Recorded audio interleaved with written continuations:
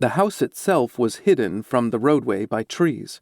Most people gave the place a wide berth, whether they believed in ghosts or not, for the stories that had been told of the rambling stone building since the murder of Felix Palooka 2 years before were sufficient to indicate that there had been strange happenings in the old house.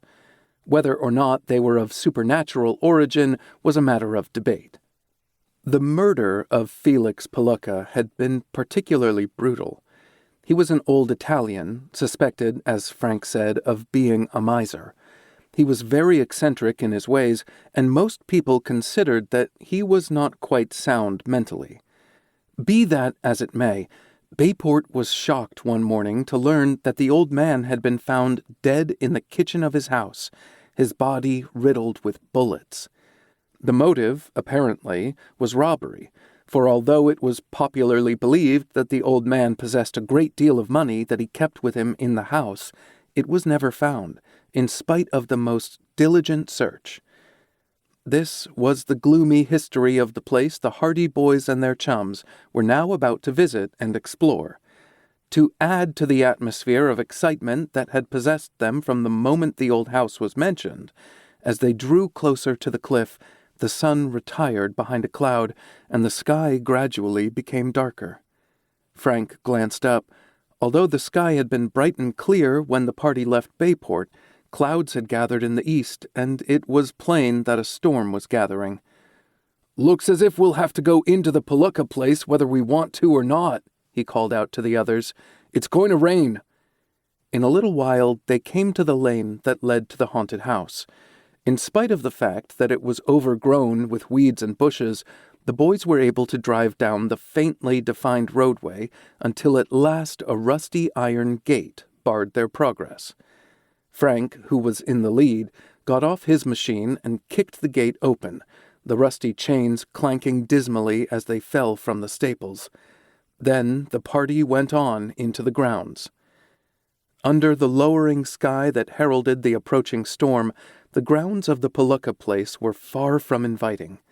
Dank, tall grass grew beneath the unkempt trees, and thistles and weeds sprouted up in the very center of the roadway. A rising wind stirred among the branches of the trees, and the waving grasses rustled mournfully. "Creepy sort of a place," muttered Jerry. "Wait till you see the house," Chet advised. Not one of them could restrain a slight shiver of apprehension when at last they came in view of the old stone building. It was framed in a mass of trees, bushes, and weeds that threatened to engulf it from all sides. Weeds obscured the front door. Bushes grew up level with the sills of the vacant downstairs windows. Trees on either side and beyond the house extended trailing branches down over the roof. A shutter hung by one hinge from an upstairs window and banged with every passing gust of wind. A death-like silence hung over the old building. Under the black clouds that now filled the entire sky, it was imbued with an atmosphere of gloom and terror. "Come on," said Frank. "Now that we're here, we may as well go through the place." "Haven't seen any ghosts yet," laughed Chet, with an effort at being light-hearted. But in spite of himself, his tone seemed forced. They left the motorcycles beneath a tree and advanced toward the old stone building. The front door was almost off its hinges, and it swung creakily open at Frank's touch.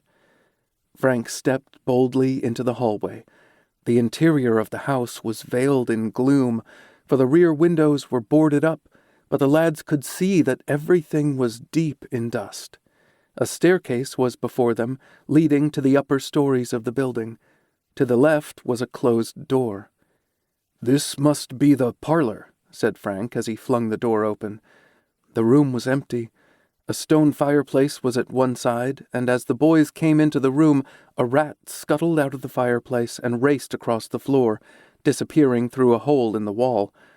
The sound made everyone jump, for the boys' nerves were at a tension on account of the forbidding atmosphere. "Just a rat," said Frank. His voice had the effect of calming the others. They stood hesitantly in the middle of the deserted parlor. Joe went over to the window and looked out, but the view from the front window of the Palooka place was so lonely and gruesome in its aspect of tangled trees and weeds and undergrowth under the lowering darkness of the sky that he came back. "Where shall we go next?" said Chet. "Nothing much to see around here," said Frank, disappointed. "It's just an ordinary, dirty, old, deserted house. Let's explore upstairs, anyway."